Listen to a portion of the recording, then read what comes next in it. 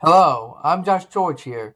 I'm going to release what I believe will be the top 25 at the end of the season from the College Football Playoff Committee. This isn't a power rankings.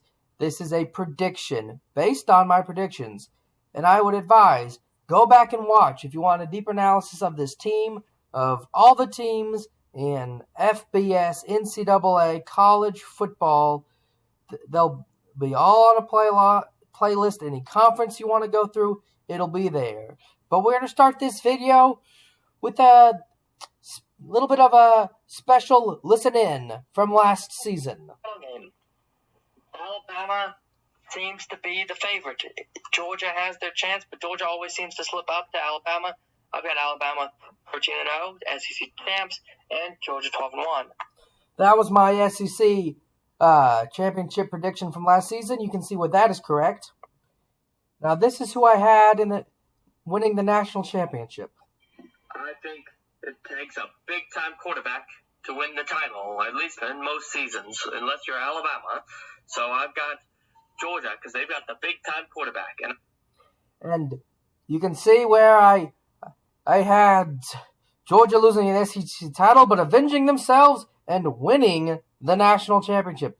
If you don't believe me, go to my channel, go watch those videos. You'll see where they're time-stepped a year ago. And you can even go back to 2019 where I got all 4 playoff teams correct. So without further ado, number 25, Houston Cougars, a 2-loss team out of the American Conference. A group of 5 team gets in every now and then. With 2 losses is really the ceiling that a group of 5 team can get in, and you've almost got to be an American Conference at that point. So I've got Houston at 25.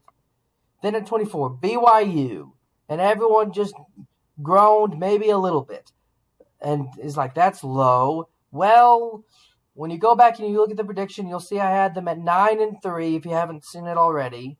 And some of their losses, just the way it shaped out, I've got them at 24th, and that's with a lot of these teams. I said, how high can I go? How high can I go? And I kept pushing them up and pushing them up. And this is where I just had to stop.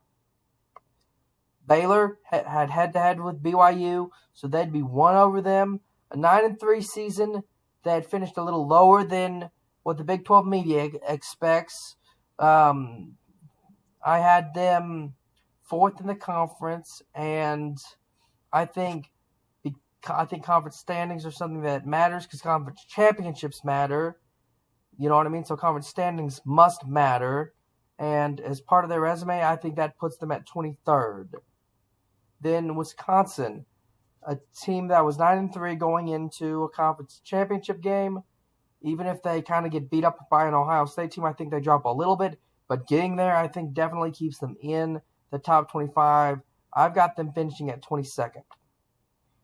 Now, Army. When you go back and look at my independence video, you'll see that I only had them losing 1 game. They match up really well with 85 to 90% of their schedule. I think they could be a top 20 surprise team at the end of the year. Top 25, I've got them 21st. Cincinnati. Look, they're not the same Cincinnati team that made the playoff last year. I had them as a 2-loss team, and each loss is devastating for an American Conference team or any group of 5 team. That's why I've got Cincinnati at 20th. 19, Kentucky. Look, I think if Kentucky really plays up to their potential, I think they find themselves a top 20, top 25 team. I've got them at 19th. Florida has head-to-head over Kentucky and the same record, and really, when you look at the data, I think they'll be 1 spot ahead of them at 18th. And I think Billy Napier's got the capability to take them there. Penn State.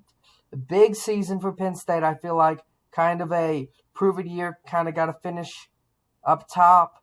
And really, with as good as the Big Ten is going to be viewed as, I've got Penn State at 17th this year.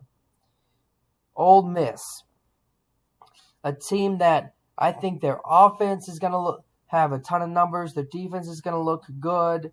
And the way they play in division play against some of the better teams, getting some closer games, I think that eye test will give them the nod on some of the other teams. I've got them at 16th.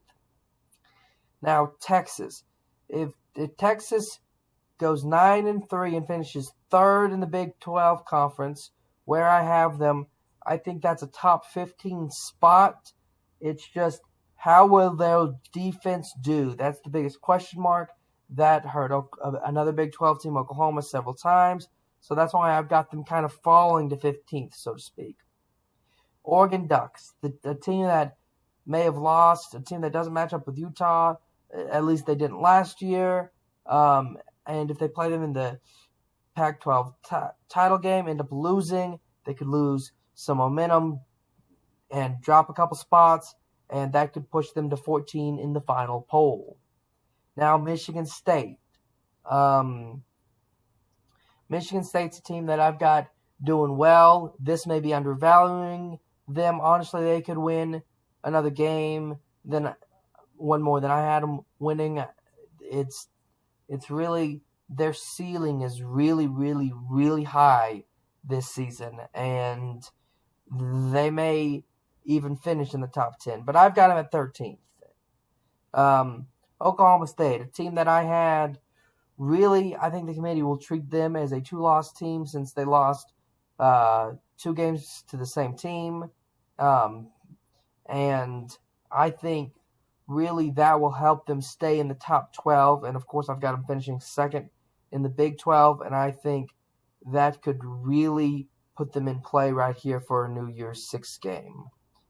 And, of course, a team that's touted as the deepest team in America right now, I've got them at number 11, Texas A&M. If they do as well as I think they're going to do, they'll be right there, right on the doorstep of the playoff for next year. In 2023, but right now I've got them at 11th, finishing the year there. USC, a team that kind of lost a big game at the wrong time, picked up their second loss. That kind of drops them out of the top 10, and then as things shake up, they kind of fall. They kind of climb back into the top 10, and I've got them ending up 10th this season. Then Utah, the Pac-12 champions, looked really good. 2-loss team, though. That's really what's going to bring them back to 9th. Then Notre Dame, a team that all of their losses are ahead of them on this board, and they've got some top 25 wins of teams behind them. I think that will boast a 2-loss team that I think is maybe the best 2-loss team. I've got them at 8. Then Georgia, 1-loss team going into the SEC championship game. A loss to Alabama might drop them 1 or 2 spots, but no more than that. I've got them at 7, finishing the year. Then the Clemson Tigers, a team that I had as a 1-loss team, that if you'll go back and watch that ACC championship, you'll see I had them missing the conference championship, and really, it's just because they don't play in a conference where they're playing a ton of top 25s. They don't have any top 25 wins according to this poll. For that reason, they got dropped to 6th.